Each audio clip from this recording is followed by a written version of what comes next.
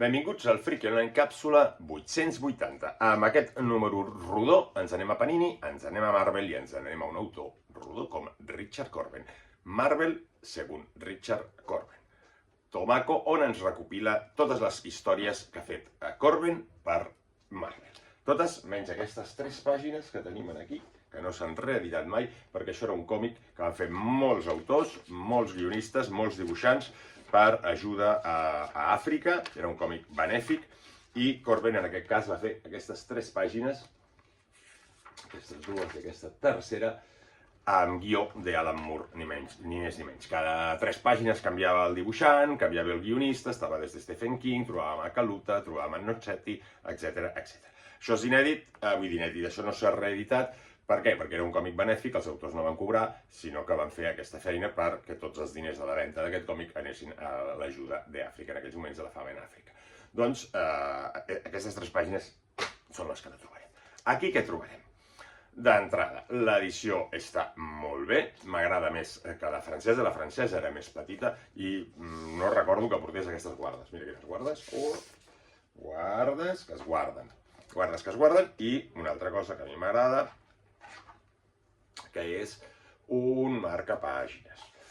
L'edició en principi limitada, de 1.500 exemplars i numerada, 111 en aquest cas, i amb aquestes il·lustracions aquí en l'interior, que ens ensenyen una miqueta, és un petit mosaic, igual que la portada, la coberta i la contracoberta, que és un petit mosaic on veiem tots els personatges que trobarem aquí dins.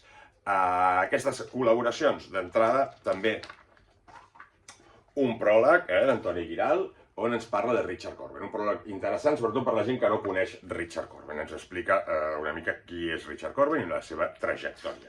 No ens parla tan concretament d'aquest recopilatori, sinó és una cosa més genèrica. Després, les històries. Què tenim? La primera, Banner, que va sortir per Fòrum en el seu moment, i Panini el va tornar a reeditar una miqueta millor, però tampoc i Fòrum l'havia tret fatal. Doncs Banner amb guió de Brian Azzarello. Espectacular història, amb un guió molt potent, on ens parla és un còmic adult, on el senyor Bruce Banner, Hulk, doncs té la seva dicotomia sobre no vol ser Hulk, Hulk destrossa coses, mata gent, i ell intenta d'acabar amb la seva vida. Banner intenta d'acabar amb la seva vida i amb la de Hulk, cosa que veurem que és molt difícil. Un còmic que ens parla de moltes coses, fins i tot ens pot fer una reflexió sobre el que seria l'eutanàsia i també aquesta incapacitat d'acabar amb el monstre. Espectacular, molt potent, i després ja tenim seguit, també amb guió de Brian Azzarello, Cash, aquesta història que es va fer per el segell Max, que era un segell que va treure Marvel com més adult, en aquest cas, i que aquesta sí que havia estat ben editada, amb dignitat, per Panini amb aquest volum. Però primer l'havia tret Fòrum, d'aquesta manera, que no estava mal, però no és això.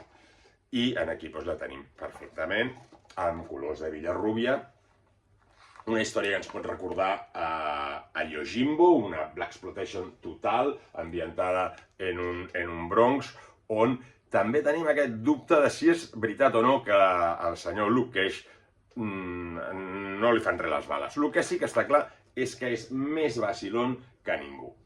És un super vaciles, en un Bronx xunguíssim, amb moltes bandes, i ell es veurà, com a Yojimbo, jugant a 2 bandes a través d'un encàrrec que li fan. Recordem que Luke Cage, héroe del killer, ell treballa per diners, però és un heroi, i en el fons els diners, si la causa és justa, els diners també s'ajusten. Molt bona, història molt potent, amb escenes una mica més eròtiques, per dir-ho mai, que es veu, no és eròtiques en el fons, però sí que es veuen nusos, hi ha més violència. Per què? Perquè era aquest segell que es deia Max, que era un segell, ja us dic, més adult, escenes amb bastant de violència i tal. Per continuar, aquí hi ha Garth Ennis, en el guió, la violència, que seguim amb aquest, amb el caix, aquestes hòsties que es reparteixen aquí. Doncs tenim una història que a mi m'encanta, que és El fin es va traduir, en One Shot, que és aquesta història de Punisher. Punisher, en una espècie d'holocaust final nuclear on no se sap molt bé, el món se'n va a la merda, Punisher està en una presó i els caps de la presó, abans que el món se'n vagi a la merda, no se'ls ocorreix res més que matar a tots els presoners. A tots. Punisher serà difícil de matar. Mentrestant, els grans magnats i homes poderosos s'han amagat en un superbúnquer i Punisher fuig amb un criminal. No us explicaré el final, perquè Punisher és d'aquells que va rectes, hi ha una paret, la travessa, etc. Unes escenes espectaculars, amb aquests cels postapocalíptics que a Corben li van tan bé. Hi ha una vinyeta que és quan surt de la presó, aquesta que és com un búnquer i el món ja s'està acabant, que és espectacularíssima aquesta vinyeta. I per acabar, potser la història més menor, però que és interessant, el que passa que queda una mica penjada perquè està dintre de la sèrie, que és una del motorista fantasma, que es diu Deuda Infernal, amb Daniel Wade en el guió, que és la més curta. On comença?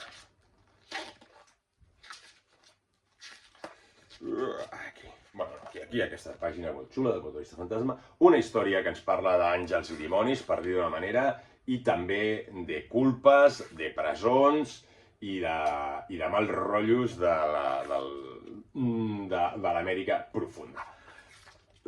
Potser és la més senzilleta, no dic que sigui fluixa ni molt menys, narrativament Corben està espectacular i com a detallets finals, aquesta il·lustració que ja havíem trobat en l'edició del Ghost Rider es va editar aquí dins, o sigui, hi havia altres històries, es va editar dins de la col·lecció 100% Marvel, per tant no estava recopilada sola.